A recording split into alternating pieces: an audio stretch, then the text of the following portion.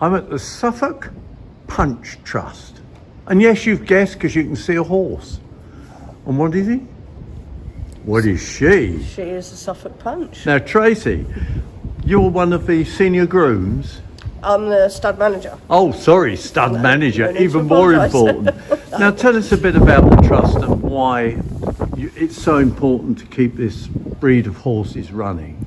So this particular farm itself, where the Suffolk Punch Trust is, it has actually been breeding Suffolk horses now for over 260 years on this particular site.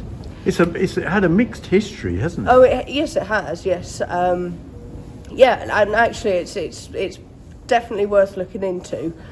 Do take a look at our website because all of our information is on there. www.thesuffolkpunchtrust.co.uk, I believe. Yeah. But because it's been used by as prisoners. Oh yeah. Oh yes. So that's actually the trust was formed and bought the farm from the prison. That's who we. That's where we stepped in at that point. So the farm was actually under threat of being lost. The horses that were on site at that time were also under threat of, being dispersed, and that colony line, which is what we do here, getting lost. So the colony prefix is what we use. That's all part of the line that we have here. This particular line of horses that we breed. Obviously, it all stems back from one, you understand. But yeah, so the prefix colony is what we use. This is Helena, who's looking very beautiful for the camera at the moment. But that is purely because there's something going on behind you. We've just got one of our Suffolk horses that's just come back from being ridden, actually. We hope to have him at the Woodbridge Show this year. Good. Under saddle, doing his bit, which actually sort of really takes me on to how versatile this breed is. Anybody that knows of the Suffolk horse and the history, they are a draft horse, they're a work horse. So what were they originally used farming, for? It was farming. Absolutely, yes. They're low to the ground, they're powerful, give the impression that their limbs are quite short, so you should have an equal comparison from the floor to the elbow and then from the elbow to the wither of the horse. That should all match, but your line of draft is low and to the ground.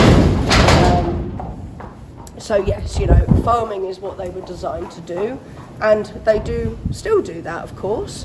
They've branched out into forestry work. That's also becoming very successful, and of course, much less impact on the ground. Absolutely, yeah. And a lot more people are interested in doing it that way. And of course, the ridden, as we've just seen. More and more people now are really getting stuck into the ridden, not just Suffolks, I mean all heavy horses, of course. And is it some of it because of their temperament? Because horses generally have very different temperaments from different breeds. They do, and that is incredibly true.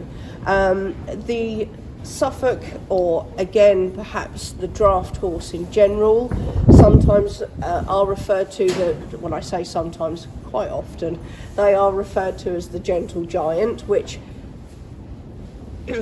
yes, they can be. They can be that way, but it doesn't just happen. Like with any animal, it doesn't matter what you're dealing with. Dogs the same. You must be prepared to put that work, the time and energy into them in the first place. So then you get a horse. I mean, she's far from fully grown. She's still a baby. She's only 3. But she's manageable. She's quiet. She's happy. She understands what it is that we're asking of her. And of course that relationship between handler and horse just becomes that much easier. If you don't put that in place and you don't have those foundations to start off with, you've got potentially what could end up to be a ton of horse. Very dangerous. Trying to take you out. Yes, of course, and again, that might not be because they actually want to hurt you. They don't, again, what people don't realise is that they don't always fully understand where they start and finish. You know, their eyes are only at one end of their body, and it's not uncommon that when they try to turn quick, they forget that their backside, is swinging on quite a large loop. So you're breeding them, and I know they sell on. You Yes. sell them on. Yes. Is the idea? I mean, yes, you want to keep the breed running. Yep.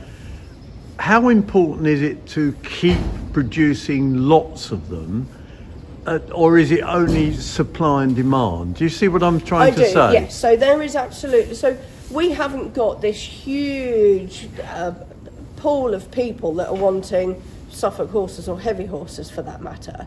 So, to suddenly leap up and down and say, we must breed these Suffolk horses because they're so critically endangered. Well, yes, but there needs to be a little bit of thought and process behind that. We must make sure that we have got the right good homes for these horses to go to. They must be wanted. Otherwise, what on earth are we going to do with all of these big ginger bodies? If they've got nowhere to go. And you've only got so much land that you can graze them. Of course, great, lovely idea, start collecting, but that's no good to the horse, and that's most certainly no good to us personally. Of the trust, no. I know. And we want to see that the horses that we have brought on, go out and see people enjoy them. This is all part of what it is that we do. To try and churn out horses. Breed for the sake of breeding is not what it's about. No, absolutely. Well, not for us. No. Not for us. So really, the Suffolk Punch Trust is trying to breed enough horses to keep the breed going. Yes. And to see that where there's a demand, that they can go out, work in agriculture, or just be pets and ridden. Absolutely. It's as simple as that. Simple as that. And you're completely voluntary? No. How are you supported? No, not you personally, sorry. Oh, I beg your pardon. The trust itself. So we're not government funded. So we rely purely on people coming through that door, donations, legacies. So it's really down to us to try and She's promote playing her what it is part, that we isn't do. she? She's She doing is. a fantastic job. It's just those whiskers are a bit sharp in your eyes. So let's just say, whereabouts are you? For people across this country and beyond, where can they come and find the Suffolk Punch Trust? The Suffolk Punch Trust is based right on the coast, the Suffolk coast. We are in Hoseley, near Woodbridge, and our postcode is IP12 3JR. And of course, they can go to your website. They can go to the website, which I think I did get right. Yes, the Suffolk Punch Trust. I'm sure they'll You find will find us. Tracy, and who's this one? This is Helena the second. Well, thank you, Helena, for the interview, and thank you, Tracy. You're for your very interview. welcome.